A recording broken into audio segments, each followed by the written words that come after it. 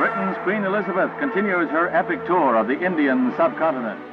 सन 1961 आजाद हिंदुस्तान में ब्रिटेन की महारानी एलिजाबेथ आ रही थी।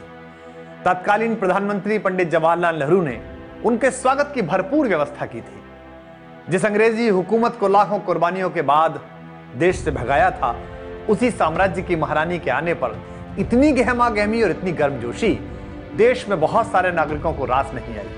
उन असंतुष्ट स्वरों के बीच एक कवि का स्वर, विरोध का स्वर, सीधे सीधे अपनी बात कह रहा था। आओ रानी, हम ढोएंगे पाल की, यही हुई है राय जवाहरलाल की।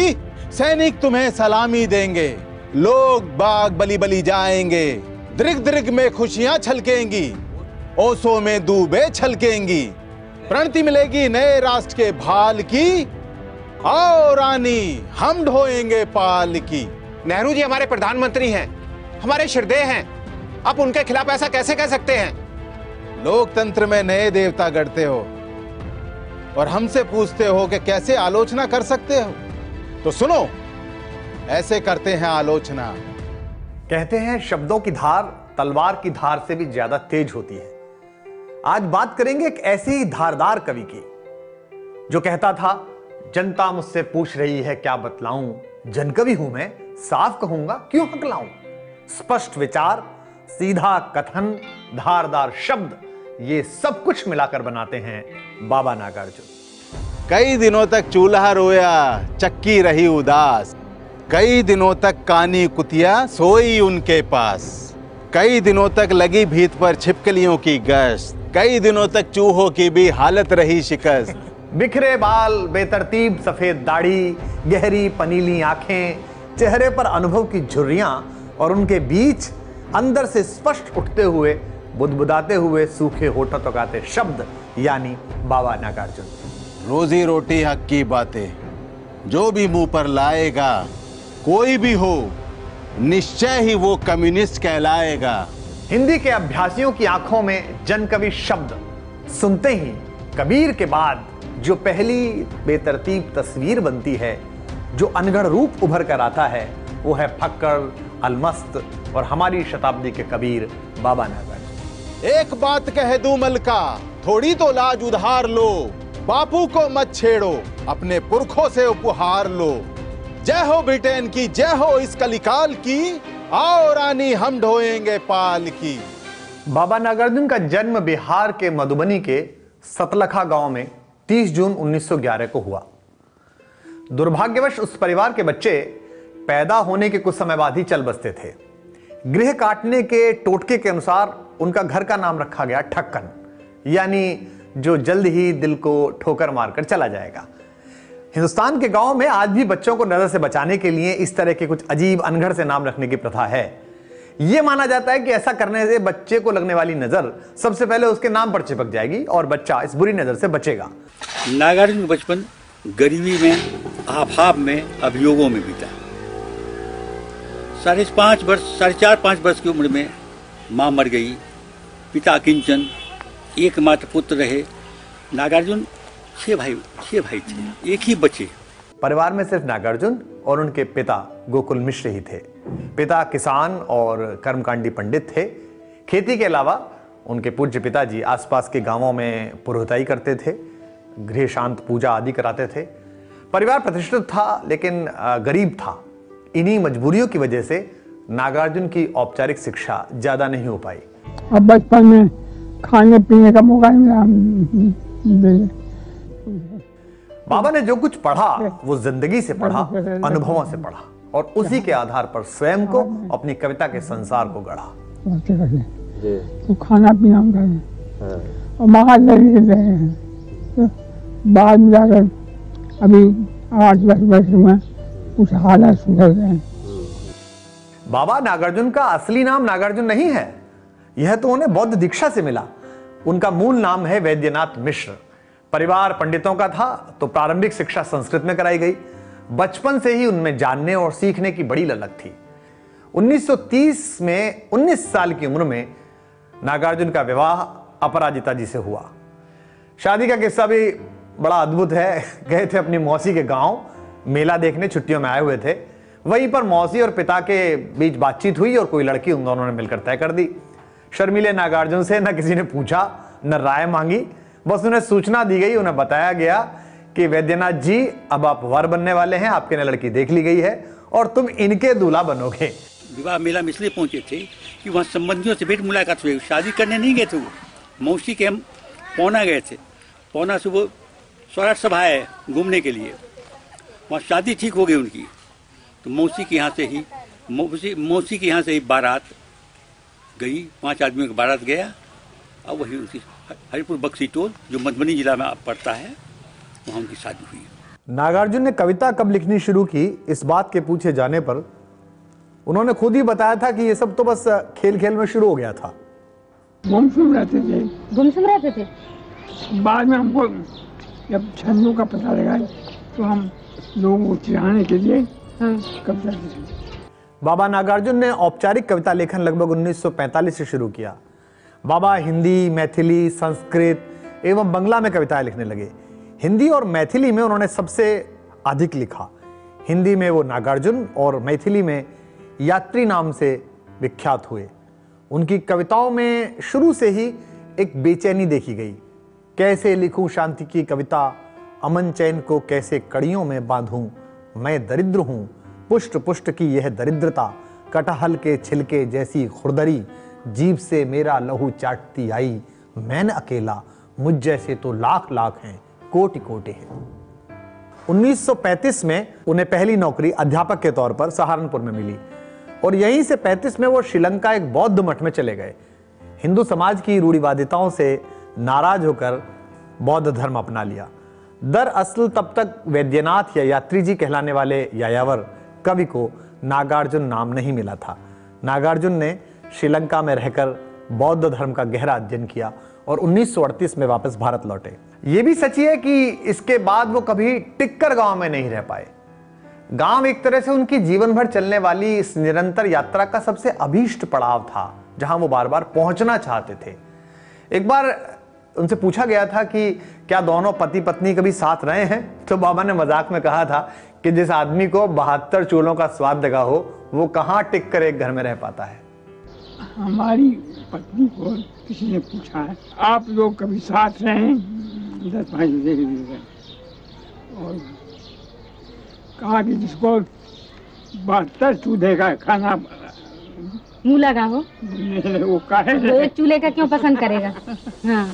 नागार्जुन की घुमक्कड़ी ने उन्हें कई सामाजिक और राजनीतिक गतिविधियों से जोड़ा। 1939 में वो स्वामी सहजानंद सरस्वती और सुभाष चंद्र बोस के संपर्क में आए और बाद में उन्होंने छपरा में किसानों के साथ मिलकर संघर्ष का नेतृत्व किया, जिसके कारण हजारीबाग की उसी जेल में जहां कभी जयप्रकाश जी भी कारावास में थे, उन्हें कारावास भुगतना पड़ा। इसके तुरंत बाद वो हिमालय और तिब्बत के जंगली इलाकों में घूमने के लिए निकल गए। तिब्बत की एक मजेदार घटना का नागार्जुन ने एक जिक्र भी किया था। हमने हाथ देखने का धंधा नहीं किया जी, लेकिन करते तो बहुत अच्छा होता है। अच्छा। हाँ, और तिब्बत में हमको जबरदस्ती हाथ देखना पड़ा। हाँ। हाँ। तो एक बुढ़िया आई, उसकी आँख सूजी हुई थी, तो हमने पास में से झाड़ी में से एक कांटेदार छड़ी निकाली, छड़ी तोड़ी और 3 छड़ी मारा उसको। अच्छा। हमने कहा अब कल ठीक हो जाएगा। और कल वो आई, कहा कि आज दर्द कम है, आज फिर मारो। ये हंसी, ये जिंदादिली नागार्जुन के व्यक्तित्व का एक हिस्सा हो गई। ऐसी ही निष्पाप हंसी और तमाम किस्से कहानी बटोरते हुए बाबा भारतीय उपमहाद्वीप में एक जीवंत किस्से की तरह घूमते रहे। बादल को घिरते देखा है, अमल धवल गिर के शिखरों पर, बादल को घिरते देखा है, बादल को घिरते देखा है। छोटे छोटे मोती जैसे उसके शीतल तुहिन कणों को मान सरोवर के उन स्वर्णिम, मान सरोवर के उन स्वर्णिम कमलों पर गिरते देखा है, बादल को घिरते देखा है।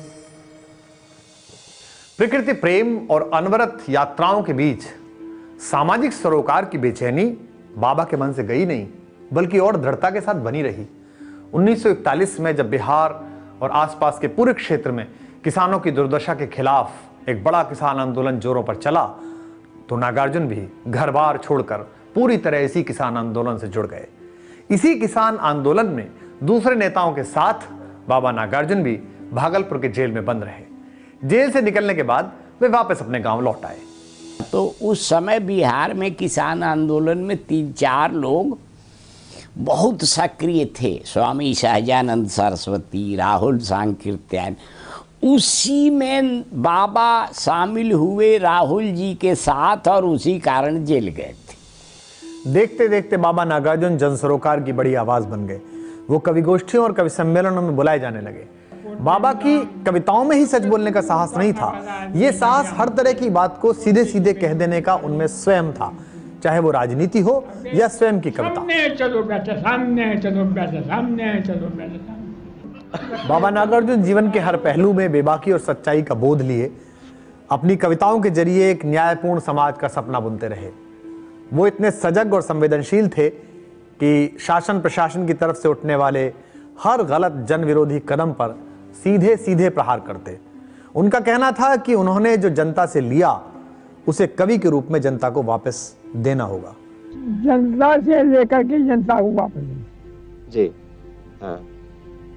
स्वतंत्रता के बाद भारत के नवनिर्माण की उम्मीद जो लोगों की आंखों में झांकी थी, वो सत्ताधीशों के अहंकार के कारण धुंधली होकर खोने सी लगी। संसद और सड़क के बीच एक गहरा विभेद आ गया, एक अंतर आ गया, एक खाई आ गई जो रोज बरोज लगातार चौड़ी और गहरी होती जा रही थी। ये किसी भी सामान्य भारतीय के लिए दुखदाई था। फिर बाबा तो जनवाद के स्तंभ थे, जनता की आवाज थे। एक समय पंडित नेहरू के समर्थक रहे बाबा नेहरू की नीतियों से इतने खिन्न, इतने कुपित हुए कि जनता की इस आवाज को उन्होंने शब्दों में ढालकर यहां तक लिख डाला कि वतन बेचकर पंडित नेहरू फूले नहीं समाते हैं, वतन बेचकर पंडित नेहरू फूले नहीं समाते हैं, बेशर्मी की हद है फिर भी बातें बड़ी बनाते हैं, अंग्रेजी अमरीकी जोंकों की जमात में है शामिल, फिर भी बापू की समाधि पर झुक झुक फूल चढ़ाते हैं, वतन बेचकर पंडित नेहरू फूले नहीं समाते हैं। नागार्जुन बापू को बहुत सम्मान की दृष्टि से देखते थे, लेकिन कालांतर में गांधीवाद के कुछ ध्वजवाहकों के व्यवहार से बाबा को बहुत निराशा हुई। बापू के भी ताऊ निकले तीनों बंदर बापू के, सरल सूत्र उलझाऊ निकले तीनों बंदर बापू के, सचमुच जीवन ध्यानी निकले तीनों बंदर बापू के, ज्ञानी निकले ध्यानी निकले तीनों बंदर बापू के, जल थल गगन बिहारी निकले तीनों बंदर बापू के, लीला के गिरधारी निकले तीनों बंदर बापू के, सेठों का हित साध रहे हैं तीनों बंदर बापू के, युग पर प्रवचन लाद रहे हैं तीनों बंदर बापू के, सत्य अहिंसा फांक रहे हैं तीनों बंदर बापू के, पूंछों से छवि आंक रहे हैं तीनों बंदर बापू के, दल के ऊपर दल के नीचे तीनों बंदर बापू के, मुस्काते हैं आंखें मीचे तीनों बंदर बापू के, चील रहे गीता की खाल, उपनिषदें हैं इनकी ढाल, उधर सजे मोती के थाल, इधर जमे सज्जुगी दलाल, मत पूछो तुम इनका हाल, सर्वोदय के नटवर लाल। किसी भी पंथ विशेष से मोहभंग के बावजूद बाबा का संघर्ष जारी रहा। गरीबी, भूख, कुशासन और भ्रष्टाचार के खिलाफ बाबा नागार्जुन की कविताएं लगातार एक जायज सवाल और आवाज उठाती रही। रोजी रोटी हक की बातें जो भी मुंह पर लाएगा, कोई भी हो, निश्चय ही वो कम्युनिस्ट कहलाएगा। नेहरू चाहे जिन्ना, उसको माफ करेंगे कभी नहीं, जेलों में ही जगह मिलेगी, जाएगा वो जहां कहीं, सपने में भी सच ना बोलना वरना पकड़े जाओगे। भैया लखनऊ दिल्ली पहुंचो, मेवा मिश्री खाओगे, माल मिलेगा, रेत सको यदि गला मजूर किसानों का, अमर भुक्कों का क्या होगा, चरण गहो श्रीमानों का। हर नए सत्ता परिवर्तन के साथ बाबा को आस जगती हुई दिखती, लेकिन दुर्भाग्य से इस सत्ता में सिर्फ अधिपति बदले, न तो परिस्थितियां बदली, न तो भूख और बदहाली कम हुई। खड़ी हो गई चाप कर कंकालों की हुक, खड़ी हो गई चाप कर कंकालों की हुक, नभ में विपुल विराट सी शासन की बंदूक, नभ में विपुल विराट सी शासन की बंदूक। उस हिटलरी गुमान पर सभी रहे हैं थूक, उस हिटलरी गुमान पर सभी रहे हैं थूक, जिसमें कानी हो गई शासन की बंदूक, जिसमें कानी हो गई शासन की बंदूक। श्रीमती इंदिरा गांधी के शासनकाल में यह बंदूक और ज्यादा स्पष्ट दिखने लगी। 70 के दशक के मध्य में विरोधियों की आवाज को घोटा जाने लगा, आपातकाल लागू कर दिया गया, किसी को गिरफ्तार किया जाने लगा तो किसी को नजरबंद किया जाने लगा, अखबारों को नियंत्रित किया गया। अपने विरोधियों और प्रतिद्वंदियों के दमन चक्र को इंदिरा जी जिस ताकत से अंजाम दे रही थीं, उसे देखकर कई तरह की चिंगारियां सुगबुगाने लगी थीं। वहीं दूसरी तरफ बाबा नागार्जुन जैसे फक्कड़ कबीर के वंशज कोई भी बात सीधे सीधे अभिधा में कहने से बिल्कुल नहीं कतरा रहे थे। क्या हुआ आपको, क्या हुआ आपको, सत्ता की मस्ती में भूल गई बाप को, इंदू जी क्या हुआ आपको, बेटे को ताड़ दिया बोर दिया बाप को, क्या हुआ आपको, क्या हुआ आपको, आपकी चाल डाल देख देख लोग हैं दंग, हुकूमती नशे का वाह वाह कैसा चढ़ा रंग, सच सच बताओ भी क्या हुआ आपको, यों भला भूल गई बाप को, छात्रों के लहू का चस्का लगा आपको, काले चिकने माल का मस्का लगा आपको, किसी ने टोका तो ठसका लगा आपको, इंदू जी क्या हुआ आपको। बहरहाल राजनीति और समाज पर बाबा की शाब्दिक चोट जारी रही। जिस इंदिरा गांधी में बाबा को एक नई जागृति की उम्मीद दिखाई देती थी, वो धीमे धीमे ध्वस्त होने लगी। उन दिनों इंदिरा जी की नीतियों के खिलाफ जो आवाज सबसे मजबूत बनकर भारत में उभर रही थी, वो थी लोकनायक जयप्रकाश नारायण की। बाबा ने जेपी का जमकर समर्थन किया। पटना के चौराहे पर साहित्यकारों को लेकर बाबा बैठ गए। यहां तक कि बाबा ने अपनी एक महत्वपूर्ण कविता में भारत माता के जिन 5 पुत्रों का संभवतः जिक्र किया है, उनमें पंडित चंद्रशेखर आजाद, नेताजी सुभाष चंद्र बोस, जिन्ना और नेहरू के आगे आलोचक मानते हैं कि वो 5वें पुत्र जेपी ही हैं। 5 पूत भारत माता के दुश्मन था खूंखार, गोली खाकर एक मर गया बाकी रह गए 4। 4 पूत भारत माता के चारों चतुर प्रवीण, देश निकाला मिला एक को बाकी रह गए 3। 3 पूत भारत माता के लड़ने लग गए वो, अलग हो गया उधर एक अब बाकी बच गए 2। 2 बेटे भारत माता के छोड़ पुरानी टेक, चिपक गया है एक गद्दी से बाकी बच गया 1। 1 पूत भारत माता का कंधे पर है झंडा, पुलिस पकड़कर जेल ले गई बाकी बच गया अंडा। कि देश के नौजवानों ने, छात्रों ने मुझे मार्ग दिखाया। लोकनायक ने संपूर्ण क्रांति की मशाल को लेकर मार्च तो कर दिया, लेकिन यह मशाल जब राजनीतिक पार्टी बनने की कगार पर आई तो उन अनिर्णय में कांपते हुए हाथों ने इसे ठंडा कर दिया। जेपी की ढलती उम्र और जनता पार्टी के नीचे के कैडर में अंदरूनी राजनीति और अनिर्णय जैसी परिस्थितियों की वजह से यह क्रांति भी देश का परिवेश पूरी तरह नहीं बदल पाई। हर सपने का एक एक कर ढह जाना बाबा को सालता रहा। भारत का लोकतंत्र एक अजीब सी व्यवस्था बनकर रह गया, जहां राजनीतिक दंभ, परिवारवाद और भ्रष्टाचार से दीमक लोकतंत्र को खोखला करने लगे। वो इस व्यवस्था से खिन्न जरूर थे, लेकिन उन्होंने आशा का दामन नहीं छोड़ा था। हर खबर पर और उस खबर से बन रहे माहौल पर उनकी पैनी दृष्टि रहती थी। मैं तो अखबार पढ़ना भी नहीं आता। फिर कैसे पढ़ते हैं बाबा? पहले फोटो देखो जल्दी जल्दी, फिर पढ़ो हेडलाइंस आराम से। फिर अखबार के बीचों बीच वहाँ होता है संपादकीय, उसे समझ समझ कर आराम से पढ़ो। खबर तो हेडलाइन से पता चल जाएगी, लेकिन उस खबर का देश पर, समाज पर, आम आदमी पर क्या असर पड़ेगा, ये संपादकीय से ही पता चलेगा। अखबार के संपादकीय में उम्मीद ढूंढने वाले बाबा भारतीय लोकतंत्र की गिरती साख से दुखी रहने लगे। बाबा नागार्जुन ने अपनी मंत्र कविता में तो जैसे इस पूरी भारतीय राजनीति के चरित्र का रेखांकन कर दिया है। कई दशकों तक राजनीति के इस जोड़ तोड़ को समेटकर एक निचोड़ सा प्रस्तुत करते हुए उन्होंने मंत्र शब्द से एक ऐसी कविता की रचना की जो भारतीय राजनीति के चरित्र को आपके सम्मुख लाती है।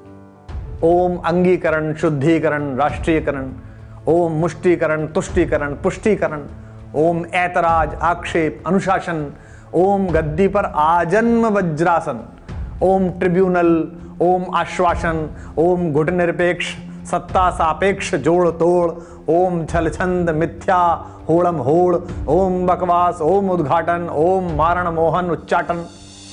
लेकिन इन सब के बीच अंधेरे में आशा का एक जुगनू भी प्रकाशित हो जाता तो बाबा के अंदर की शिशुता उत्साह में बदल जाती। 1966 में जब बिहार में कुछ समय तक अकाल की स्थिति रही तो परिस्थिति सामान्य होने की पहली किरण दिखाई देते समय बाबा उस अकाल की विभीषिका और घर के अंदर दाने आने को किस प्रकार कविता में परिवर्तित करते हैं। कई दिनों तक चूल्हा रोया, चक्की रही उदास, कई दिनों तक कानी कुतिया सोई उनके पास, कई दिनों तक लगी भीत पर छिपकलियों की गश्त, कई दिनों तक चूहों की भी हालत रही शिकस्त। दाने आए घर के अंदर कई दिनों के बाद, धुआं उठा आंगन के ऊपर कई दिनों के बाद, चमक उठी घर भर की आंखें कई दिनों के बाद, कौवे ने खुजलाई पांखें कई दिनों के बाद। कहो कैसी कही। बाबा इस देश के अंतिम आदमी को सुख चैन की नींद सोते हुए देखना चाहते हैं, इसलिए बाबा ने किसी भी पंथ से परहेज नहीं किया। उनका मानना था कि जिस भी तरह इस देश के गरीब को रोटी मिल जाए वो जायज है। इसके लिए वे कई बार सशस्त्र क्रांति और नक्सलवाद तक के विचारधारा के साथ खड़े नजर आते हैं। इस बात को लेकर उनकी आलोचना भी हुई कि वो किसी एक विचारधारा के साथ टिक नहीं सकते। बाबा, बस एक आखिरी सवाल, बाबा आपकी राजनीतिक विचारधारा क्या है? लेकिन मैं तो राजनीतिक आदमी हूं ही नहीं। बाबा, मेरे कहने का मतलब, पहले आप गांधी नेहरू विचारधारा के समर्थक थे, फिर आपने नेहरू जी का घोर विरोध किया, इसके बाद आपने इंदिरा जी के समर्थन में उन्हें बाघिन तक कहा, फिर उनके भी विरोधी हो गए। जेपी आंदोलन का समर्थन किया, फिर उससे भी मुंह मोड़ लिया। बीच में आपने मार्क्सवादी विचारधारा का समर्थन किया, उससे जुड़े, फिर उससे भी रुष्ट हो गए। तो बाबा, कहीं ना कहीं एक जगह ना जुड़े रहने की जो बेचैनी है बाबा, ये आपकी विचारधारा को ना स्पष्ट नहीं होने देती। मेरे जीवन की एक ही विचारधारा है, जनवाद। जनता का लाभ, गरीब के लिए 2 जून की रोटी और देह ढकने के लिए कपड़ा। किसी भी विचारधारा से आए, वही मेरी विचारधारा है। मुझे जहां भी इसकी उम्मीद दिखी मैंने उनका समर्थन किया, लेकिन सब ने मेरा मन खराब किया, सब खोखले निकले। आज भी यदि कोई नवयुवक आ जाए और गरीब की रोटी के लिए इंतजाम कर दे तो मैं तो उसके साथ भी चल पड़ूंगा। यही मेरी विचारधारा है।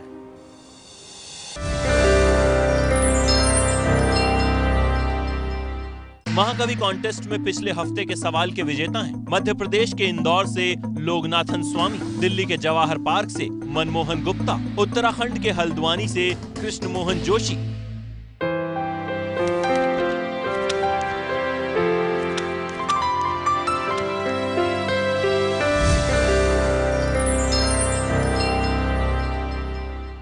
नागार्जुन जन जागरण के गान भी गाते रहे, लेकिन साथ ही किसी नन्ही सी बेटी की कलाइयों में जाने वाली गुलाबी चूड़ियों की मृदुल वात्सल्य भरी खनखन भी सुनते रहे और उसे कविता में सहेजते रहे।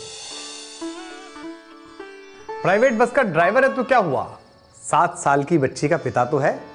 सामने गियर के ऊपर हुक से लटका रखी हैं कांच की 4 गुलाबी चूड़ियां, बस की रफ्तार के मुताबिक हिलती रहती हैं। झुककर मैंने पूछ लिया, खा गया मानो झटका, अधेड़ उम्र का मुच्छड़ रोबीला चेहरा। आहिस्ते से बोला, हाँ साहब लाख करता हूं, नहीं मानती है मुनिया, टांगे हुए है कई दिनों से अपनी अमानत यहां अब्बा की नजरों के सामने। मैं भी सोचता हूं क्या बिगाड़ती है चूड़ियां, किस जुर्म में हटा दूं इनको यहां से। और ड्राइवर ने एक नजर मुझे देखा, मैंने एक नजर उसे देखा। छलक रहा था दूधिया वात्सल्य बड़ी बड़ी आंखों में, तरलता हावी थी सीधे साधे प्रश्न पर। और अब ये निगाहें फिर से हो गई सड़क की ओर और मैंने झुककर कहा, हाँ भाई मैं भी पिता हूं। वो तो बस यूं ही पूछ लिया आपसे, वरना ये किसको नहीं भाएंगी नन्ही कलाइयों की गुलाबी चूड़ियां। बहरहाल एक के बाद एक टूटती उम्मीदों के कारण आम जनता की खुशहाली अब बाबा को सपने जैसी प्रतीत होने लगी। चंदू मैंने सपना देखा, उछल रहे तुम जो हिरनौटा। चंदू मैंने सपना देखा, अमुआ से हूँ पटना लौटा। चंदू मैंने सपना देखा, तुम्हें खोजते बद्री बाबू। चंदू मैंने सपना देखा, खेल कूद में हो बेकाबू। मैंने सपना देखा कल परसों ही छूट रहे हो। चंदू मैंने सपना देखा, खूब पतंगे लूट रहे हो। चंदू मैंने सपना देखा, लाए हो तुम नया कैलेंडर। चंदू मैंने सपना देखा, तुम हो बाहर मैं हूँ अंदर। चंदू मैंने सपना देखा, लाए हो तुम नया कैलेंडर। बाबा ने अपने जीवन के अंतिम समय तक भारतीय राजनीति में चल रही उथल पुथल और उसके मलबे में दबकर दफन होते जा रहे सच्चे स्वराज के सपने को कविता में बांधना जारी रखा। 1969 में बाबा को उनकी मैथिली रचना पत्रहीन नग्न गाछ के लिए साहित्य अकादमी पुरस्कार से सम्मानित किया गया, लेकिन उन्हें सम्मानजनक जीवन यापन करने का कोई तय साधन मयस्सर नहीं हो पाया। हमेशा दरिद्रता और अभाव में रहे अलबेले, अव्यवस्थित, अक्खर फक्कर बाबा नागार्जुन 5 नवंबर 1998 को इस दुनिया से अपनी यायावरी को समाप्त कर बाबा परमलोक की यात्रा पर निकल गए। कबीर की ही तरह घर फूंक कर तमाशा देखने वालों में शून्यवाद के शिखर पुरुष बाबा नागार्जुन का नाम सबसे ऊपर होगा। नागार्जुन के लिए जीवन का विस्तार अनंत था और खुद उनके मुताबिक उनकी साहित्य साधना इस वृहद सागर का एक बहुत छोटा सा हिस्सा ही समेट पाई, लेकिन उसका स्वाद अमृत जैसा है। अच्छा, कविता इतना है। हाँ। और इतना उपन्यास, हाँ, जीवन इतना। हाँ। अच्छा। और जिसमें आप सब लोग आगे जी हैं, आगे भविष्य में और बड़ा होगा और बड़ा होगा और बड़ा होगा। जब जब किसी बस का ड्राइवर नन्ही बेटी की गुलाबी चूड़ियों की खनखन में जीवन का संगीत ढूंढेगा, जब जब आकाश में महामेघ के पर्वतराज से टकराने की ध्वनि प्रकृति का अनहद नाद बनेगी, जब जब हफ्तों से ठंडे पड़े चूल्हे में दोबारा भात का उबलता हुआ पानी भूखे पेट में जीवन की ताल पैदा करेगा, जब जब संसद के गलियारों से सूखी हवाएं जनपद पर पड़े आम भारतीय के कानों में साए साए के थोथे स्वर सुनाएंगी, तब तब बाबा नागार्जुन की कविताएं ढफली बजाती हुई नुक्कड़ नाटक की टोली के लयात्मक पुकार की तरह मेरे और आपके लिए समय का सहारा बनकर साथ खड़ी सदैव मिलेंगी।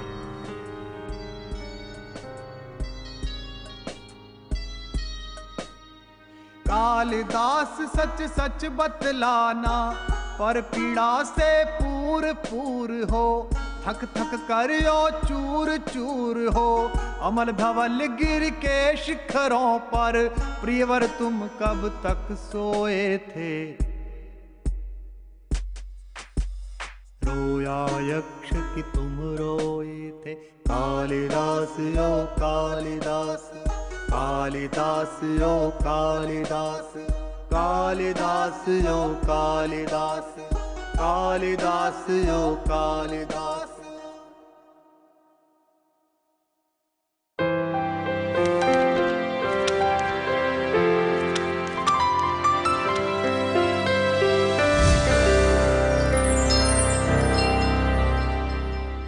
महाकवि कॉन्टेस्ट में पिछले हफ्ते के सवाल के विजेता हैं मध्य प्रदेश के इंदौर से लोगनाथन स्वामी, दिल्ली के जवाहर पार्क से मनमोहन गुप्ता, उत्तराखंड के हल्द्वानी से कृष्ण मोहन जोशी,